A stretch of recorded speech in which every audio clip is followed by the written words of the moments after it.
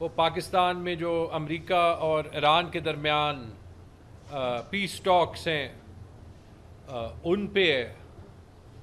اور یہ یاد رکھیں کہ پارٹی نے بھی اور میں نے ذاتی طور پہ بھی اس جنگ میں پاکستان کے کردار کو ایکنالج کیا ہے.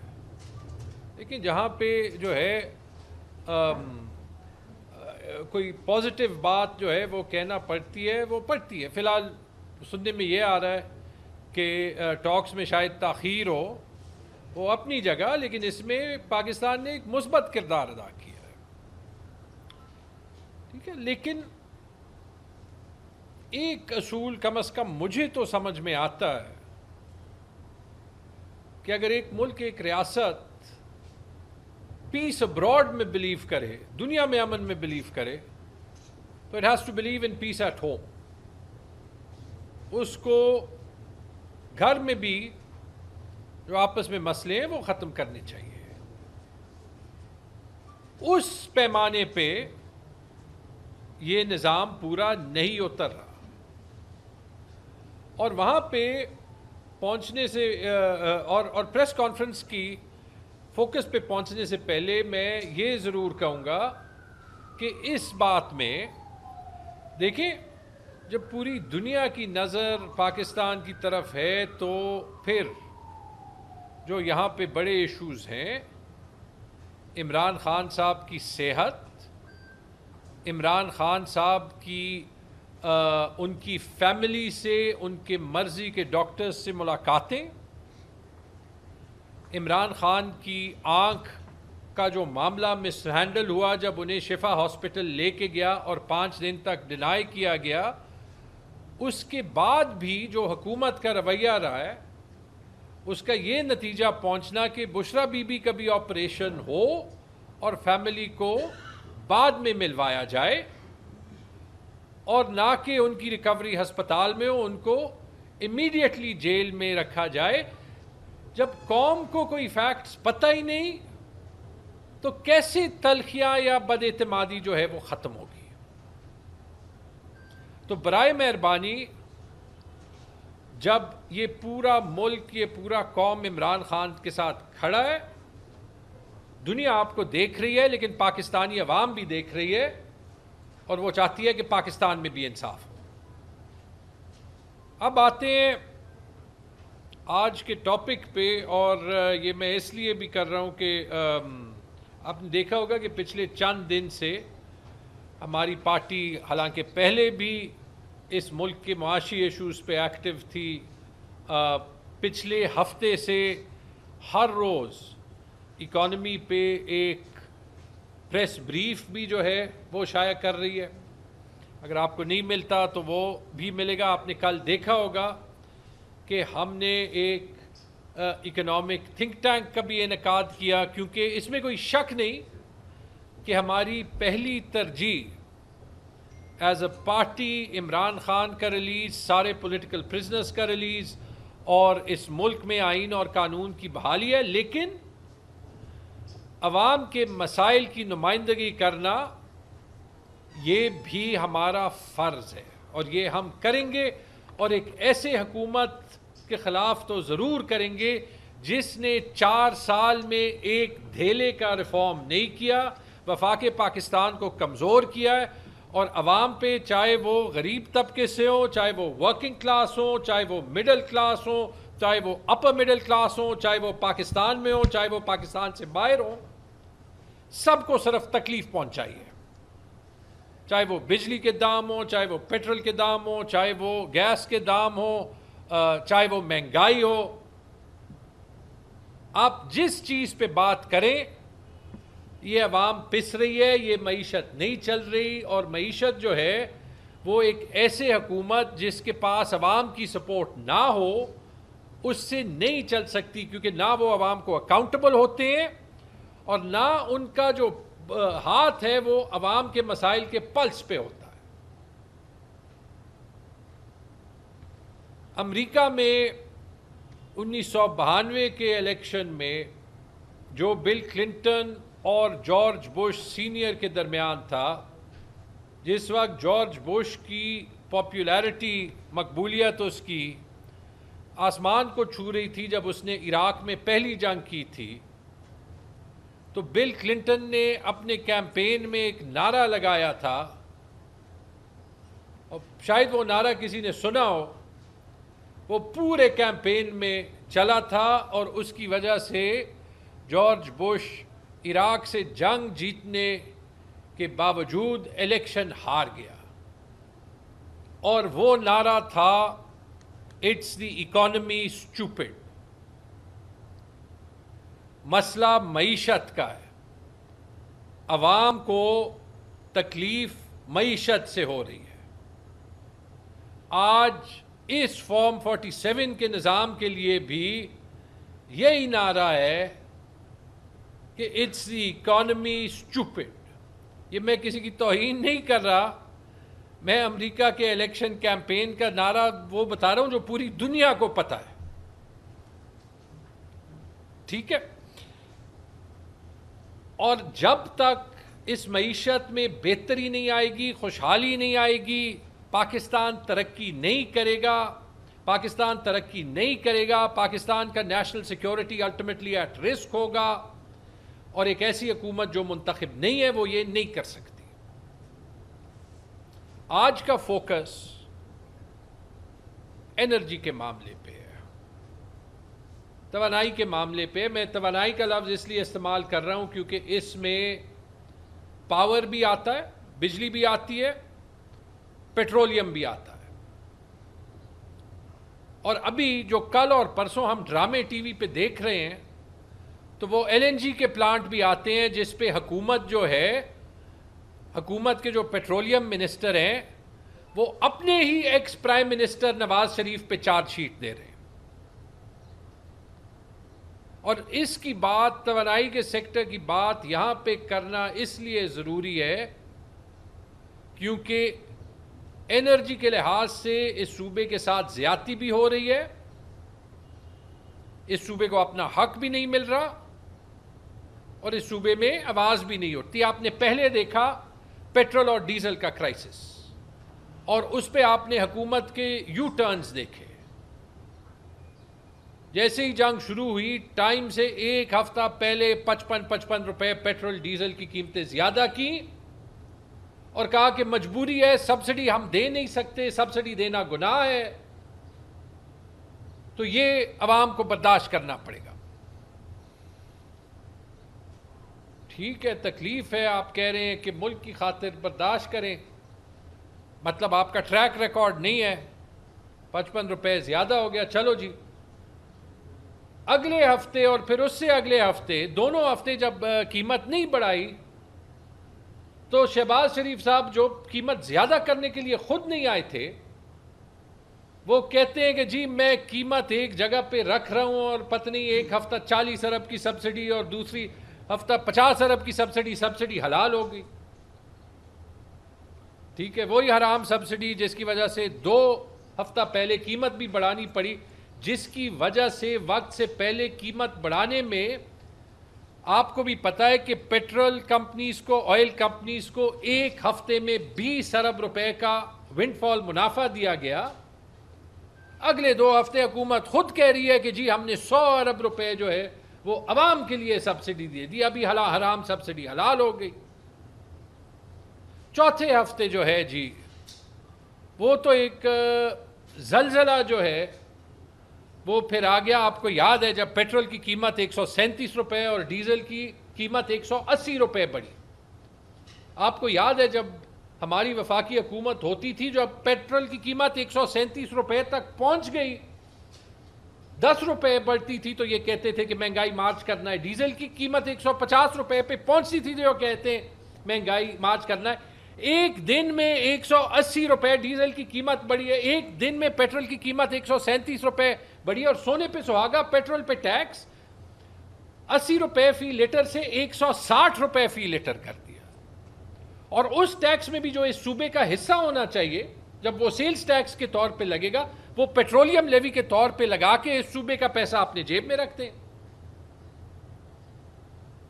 تو کمال کی بات ہے پھر سے سبسڈی حرام ہو گئی ہے، مجبوری تھی۔ 24 گھنٹے جو ہے وہ پیٹرولیم منسٹر علی پرویز ملک اور جو فائنانس منسٹر دونوں نے مل کے اعلان کیا تھا، وہ دکھا رہے تھے کہ اس کے علاوہ اس سے زیادہ حب الوطن کام نہیں ہو سکتا تھا کہ ہم ایک دن میں 180 روپے ڈیزل کی قیمت بڑھائیں۔ ہم سن رہے ہیں، ایک پروگرام پہ سن رہے ہیں، دوسرے پہ سن رہے ہیں۔ 24 گھنٹے ابھی نہیں گزرے، جب عوام کا پریشر آیا، شہباز شریف صاحب آ گئے اور یہ you turns, mother of you turns کر لیا، کہتے ہیں میں پیٹرول کی قیمت 80 روپے بڑھاتا ہوں، ٹیکس جو ہے وہ کم کرتا ہوں۔ جب ہم نے پوچھا کہ یہ ایک دن پہلے 160 روپے ٹیکس ٹھیک تھا یا ایک دن بعد جو ہے وہ 80 روپے ٹیکس کم کرنا ٹھیک تھا، دونوں تو نہیں ہو سکتے نا۔ یا آپ نے پہلا فیصلہ بے وقوفی میں لیا تھا یا دوسرا فیصلہ بغیر سمجھے لیا؟ جواب دیں۔ تو جواب تو ملتا نہیں، اس حکومت سے کسی چیز کا جواب ملتا نہیں، کیونکہ جب آپ 17 سیٹوں سے 170 سیٹیں بنا دیں تو آپ کو جواب دینے کی ضرورت نہیں ہوگی۔ پھر سے جی سبسڈی حرام ہو گئی اور ایک دن میں حلال ہو گئی جب شہباز شریف نے کم کرنی ہے۔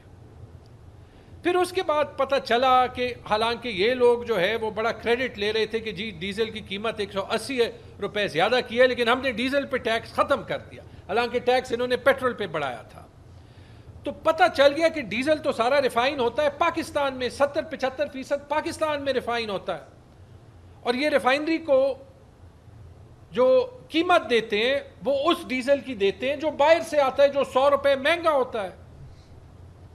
یعنی ہر ڈیزل کا لیٹر 100 روپے جو ہے وہ زیادہ مہنگا بک رہا ہے یہاں پہ۔ جب یہ بات کہی، کہتے نہیں یہ پلیٹس فارمولا ہے، یہ ہے، یہ وہ ہے، آپ نے یہ ساری جو ہے وہ ٹرم سنے ہوں گے، یہ نہیں ہو سکتا۔ 3 دن بعد پھر سے یو ٹرن، شہباز شریف پھر سے آ گئے، جی ڈیزل کی قیمت میں کم کر رہا ہوں۔ کیوں؟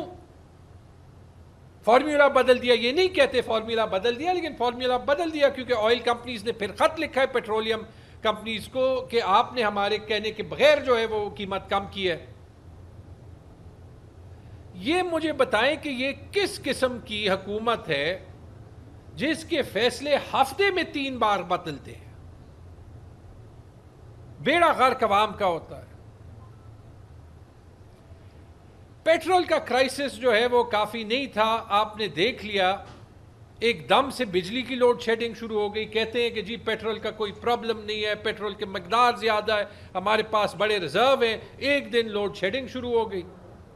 ایسے مذاق کی بات ہے، کچھ جو ہے وہ ذرا لائٹر نوٹ پہ بھی بات کریں گے۔ میں نے پارٹی میں بھی اپنے کولیگز کو کہا کہ چلیں یہ پنجاب میں لوڈ شیڈنگ ہو رہی ہے تو ذرا نیشنل میڈیا پہ آ جائے گا، یہاں پہ پشاور میں اور خیبر پختونخوا میں تو 16 22 گھنٹے لوڈ شیڈنگ 365 دن ہوتی ہے۔ اس حکومت کو کوئی پرواہ نہیں ہے۔ ہمارے حلقوں میں آپ آ جائیں، ہمارے گاؤں میں آپ آ جائیں، آپ ٹاؤن حیات آباد صدر میں نہ رہتے ہوں، آپ کو نہیں پتا 8 گھنٹے لوڈ شیڈنگ ہے، 12 ہے، 16 ہے، 22 ہے۔ پورے پختونخوا میں یہ حال ہے، بلوچستان میں یہ حال ہے، انٹیریئر سندھ میں یہ حال ہے۔ تو اچھا ہے کہ لوڈ شیڈنگ پہ فوکس تو آ گیا، لیکن یہاں بھی نااہلی دیکھیں۔ سب سے بڑی نااہلی تو یہ تھی، یار میں سر پکڑ کے بیٹھ گیا، لوڈ شیڈنگ کو لوڈ شیڈنگ کہنے کے بجائے کہتے ہیں یہ پیک آر ریلیف سٹریٹجی ہے۔ یہ لوڈ شیڈنگ نہیں ہے، یہ ہم عوام کو ریلیف دے رہے ہیں، کیونکہ اگر بجلی نہیں آئے گی تو آپ کا بجلی کا بل کم ہوگا۔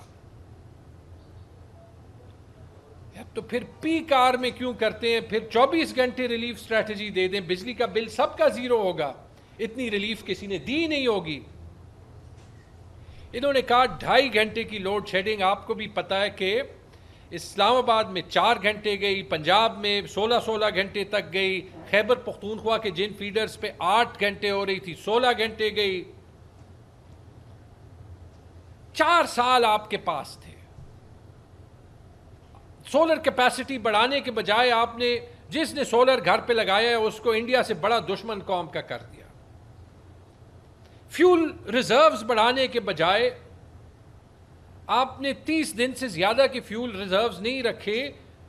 کاغذ پہ میں بات کر رہا ہوں، جو آفیشیل ریزروز ہیں میں ان کو چیلنج بھی نہیں کرتا، انڈیا سے جنگ ہو گئی کووڈ کے دنوں میں 90 دن کے فیول ریزروز تھے. آج وہی ملک جو ہے وہ بجلی اور پیٹرول کی قیمتیں نہیں بڑھا رہے جنہوں نے اپنے ریزروز رکھے. یہاں پہ آپ نے جو ہے وہ پہلے پیٹرول اور ڈیزل کا بم, پھر لوڈ شیڈنگ کا بم. ٹھیک ہے, اچھا یہ نااہلی بھی دیکھ لیں, ایک دن میں کہا کہ 2.5 گھنٹے سے زیادہ جن فیڈرز پہ بل دیے جاتے ہیں نہیں ہوگی, 4, 6, 8, 12, 16 مینج نہیں کر سکے. اور کیا کہا, وجہ کیا دی؟ سب کو پتا ہے کہ وجہ ہے کیا, کہ قطر سے گیس نہیں آ رہی.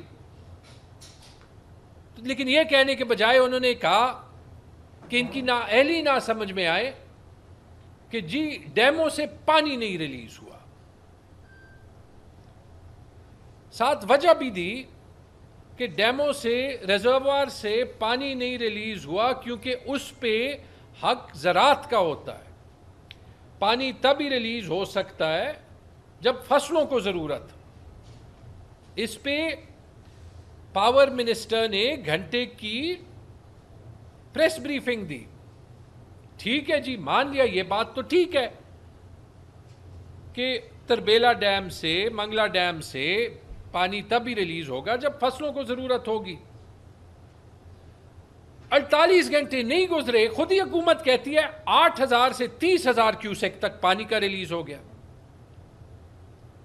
یعنی کہ یہ 2 دنوں میں فصلوں کو ضرورت پڑ گئی 4 گنا. اب اس کا بھی حکومت جواب نہیں دے رہی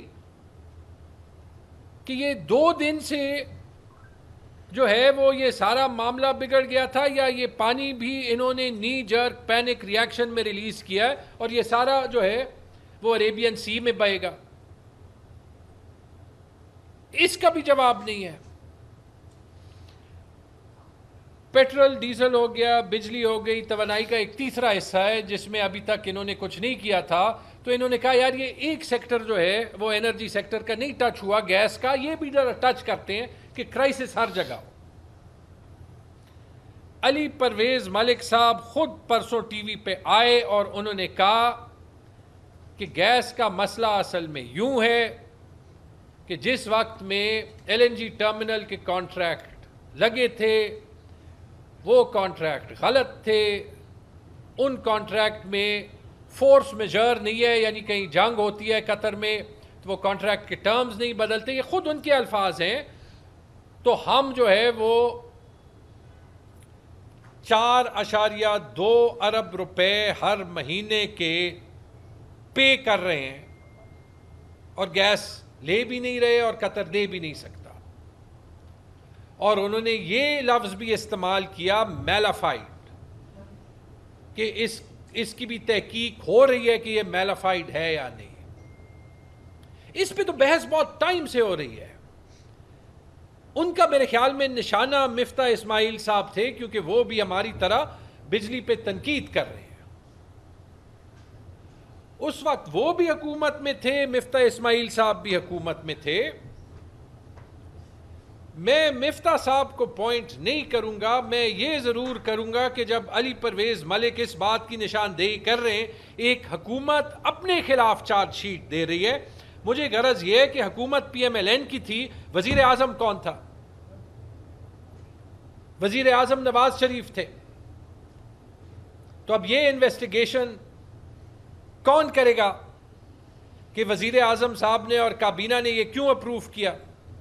کل رات مفتاح اسماعیل صاحب ٹی وی پہ آئے, انہوں نے کہا کہ وزیر اعظم صاحب نے اپروو کیا, شہباز شریف صاحب کو سب پتا تھا, اسحاق ڈار صاحب کو سب پتا تھا, انہوں نے شاید جو ایکنک میں یا جو ادارے ہوتے ہیں وہاں پہ اپروو کیا تھا. یہ اس وقت کے پی ایم ایل این کے عہدیدار کہہ رہے ہیں. اکثر یہ بات ہوتی ہے نا کہ پی ٹی آئی والے ایک دوسرے کے پیچھے بات کرتے ہیں. یہ ہر مہینے اربوں روپے کی بات ہے. ہم یہاں پہ اکاؤنٹیبلٹی ڈیمانڈ کرتے ہیں, ٹرانسپیرنٹ اکاؤنٹیبلٹی. وہ شہباز شریف کے ٹیکس چوری والی اکاؤنٹیبلٹی نہیں, جو اینڈ میں مقصود چپڑاسی کے اکاؤنٹ میں پیسے بھی گئے اور وہ حلال بھی ہو گیا.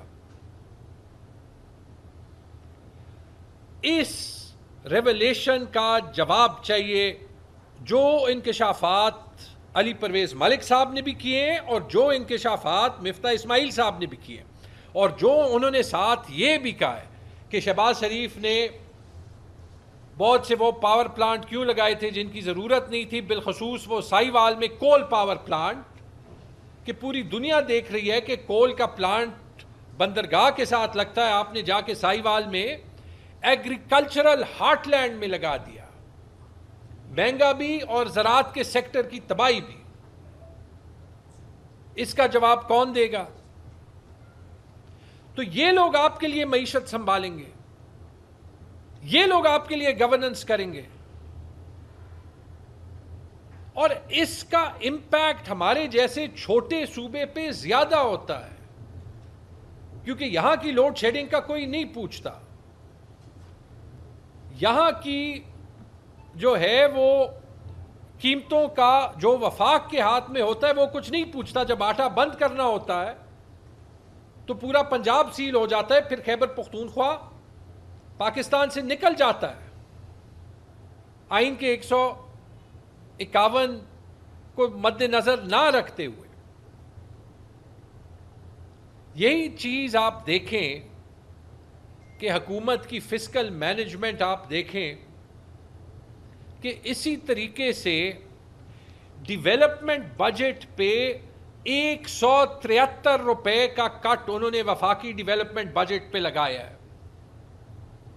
ہر محکمے کے ڈیولپمنٹ بجٹ کو کاٹا ہے، ڈیفنس کے ڈیولپمنٹ بجٹ کو بھی کاٹا ہے، جو میرے خیال میں نہیں کاٹنا چاہیے۔ قبائلی اضلاع کے اے آئی پی میں جو 1 روپے نہیں دیا تھا اس کو بھی کاٹا۔ یار جب پیسے ہی نہیں دینے تو کاٹنے کی ضرورت کیا ہے؟ لیکن اپنے پارلیمنٹری سکیمز کا 1 روپے نہیں کاٹا، جو میرے خیال میں تقریباً 70 ارب روپے جو ریکارڈ سپیڈ پہ لگ رہے ہیں۔ اور آپ کو پتہ ہے پی ایم ایل این کے پاس تو پنجاب سے باہر سیٹ نہیں ہے، تو یہی آپ کے پیسے ان کے حلقوں پہ کرپشن پہ لگ رہے ہیں۔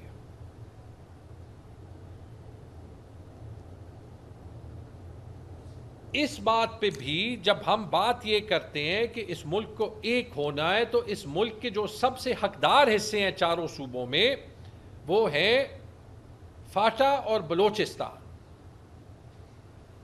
جو این ایف سی میں فاٹا کا شیئر آج تک نہیں ملا، اگر اس حکومت میں تھوڑا سا بھی فیڈریشن آف پاکستان ہونے کا ڈی این اے ہے، یار 17 سیٹیں صحیح، 17 ووٹ تو حلقے میں لیے ہوں گے نا، ٹھیک ہے، فیملیز نے تو ان کو ووٹ دیا ہوگا نا، تو یہ ان پہ اس قوم کا حق بنتا ہے۔